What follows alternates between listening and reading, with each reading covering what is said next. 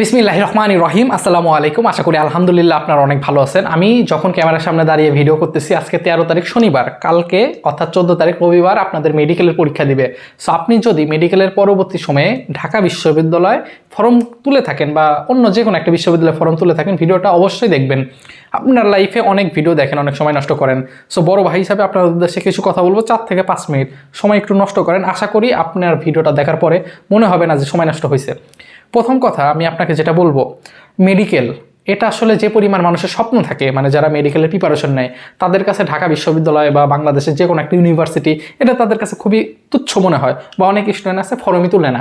ঠিক আছে, কারণ তাদের মেইন ডেডিকেশন মেডিকেল, কিন্তু বাস্তবতা আপনাকে মানতে হবে মেডিকেলের সিট 4 থেকে 5,000। সো ডেডিকেশন স্টুডেন্ট থাকে কম করে 20,000, কম করে 20,000 জন স্টুডেন্ট ডেডিকেটেড থাকে যে আমার মেডিকেলে পড়তেই হবে। ঠিক আছে, কিন্তু আনফর্চুনেটলি তার চান্স হয় না, কান্নাকাটি, হতাশা, এটা স্বাভাবিক। কিন্তু আপনি নিজের মনকে নিজেকে বুঝ দিতে হবে যে সৃষ্টিকর্তা আপনার মেডিকেলে লেখে রাখে নাই, তার কারণে আপনার হয় নাই। ঠিক আছে, এটা যত তাড়াতাড়ি আপনার নিজের মনকে বুঝ দিতে পারবেন, ততই আপনি ওভারকাম করে সামনে আগাইতে পারবেন। আর যদি ওই টেনশনটা নিয়ে রাখেন যে হাই রে মেডিকেল হলো না, এখানে না পড়লে আমার জীবন নষ্ট, এই আমার স্বপ্ন ছিল গায়ে আফরন পড়বো এরকম স্বপ্ন, হ্যাঁ, এই সব চিন্তা ভাবনা করলে আপনার হাতে যে আরও যে অপরচুনিটিগুলো আছে এই জিনিসগুলো চলে যাবে। কথা বুঝতে পারছেন?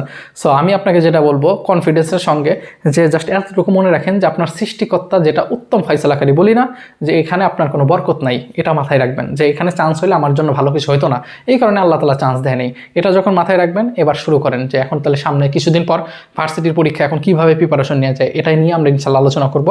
বেশি সময় নিব না। দেখেন, আমরা যেহেতু ঢাকা ভার্সিটি টাইটেল দিছি, ঢাকা ভার্সিটি আর 4-5 দিন পর পরীক্ষা। সো এখন আপনি কীভাবে কী করতে পারেন? প্রথম কথা, ঢাকা ইউনিভার্সিটিতে আপনারা কেমিস্ট্রি, বায়োলজি এবং ইংলিশ এই 3টা মাস্ট বি দাগাবেন। কথা বুঝতে পারছেন? কে কী বললো না বললো এটা আপনার দেখার দরকার নেই। কেউ বললো যে ম্যাথ না দাগাইলে সাবজেক্ট পাবা না, আগ্নু বাগ্নু, এবং মানে এইগুলো সবই ফালতু কথা। কথা বুঝতে পারছেন? এই 3টা আপনি দাগাবেন। আমি যা বলে একটু মনোযোগ সহকারে শুনেন। এই 3টা দাগানোর আগে আপনার মেন্টালি একটু রিল্যাক্স করতে হবে। হ্যাঁ, যে হয়তো বা আপনার মেডিকেলে হয় নাই, যাদের মেডিকেলে হয় নাই বা হবে না তারাই তো আমার ভিডিওটা দেখবেন, কারণ সামনে ঢাকা ভার্সিটি পরীক্ষা।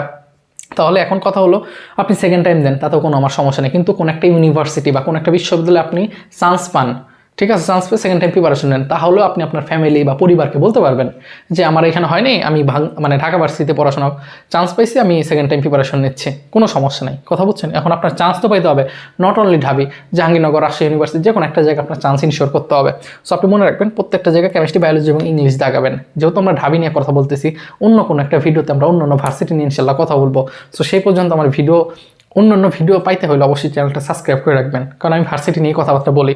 এবং 2 নাম্বার কথা, ভিডিওটা যদি আপনার কাছে মনে হয় ভালো লাগতেছে, তাহলে অনুরোধ থাকবে একটু লাইক দিবেন। লাইক দিলে ভিডিওটা অনেক মানুষ দেখতে পারবে ইনশাল্লাহ।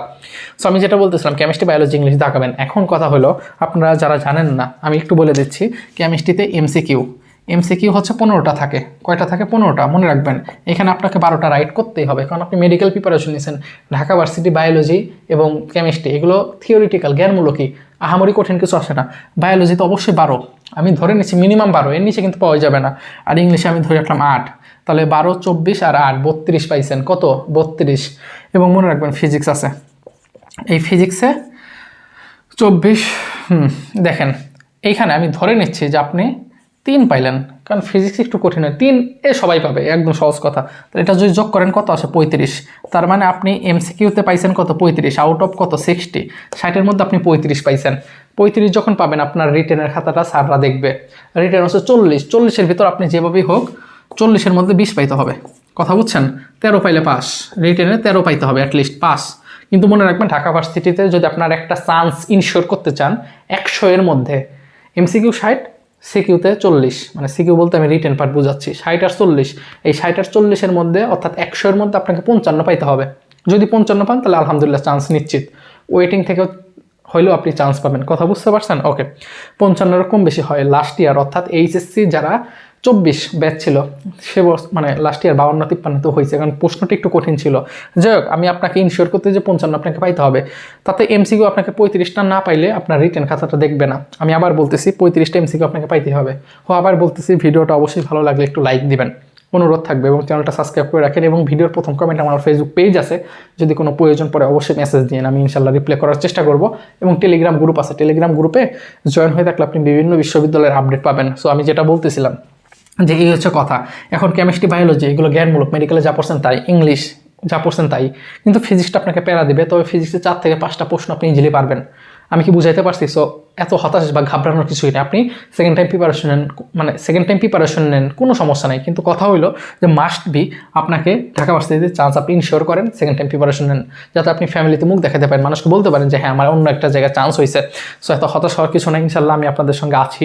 নট অনলি ঢাবি, এরপরে গুচ্ছ, জাহাঙ্গীরনগর, রাজশাহী, প্রত্যেকটা বিশ্ববিদ্যালয় সংক্রান্ত সকল ভিডিও ইনশাল্লাহ আমি আপনাদের করার চেষ্টা করব। অ্যাজ এ বড় ভাই হিসাবে লাস্ট একটা অনুরোধ থাকবে, মুসলিম হইলে অবশ্যই 5 ওয়াক্ত নামাজ পড়বেন, আল্লাহর কাছে দোয়া করবেন, ইনশাল্লাহ আল্লাহ আপনাকে হতাশ করবে না। আর অন্য অন্য যারা আছেন ধর্মাবলম্বী, তাদের প্রতি অনেক রেসপেক্ট। আপনারা আপনাদের ধর্ম পালন করেন, আপনার সৃষ্টিকর্তার কাছে চান, অবশ্যই সে আপনাকে নিরাশ করবে না। ভালো থাকবেন, দোয়া রাখবেন। আসসালামু আলাইকুম।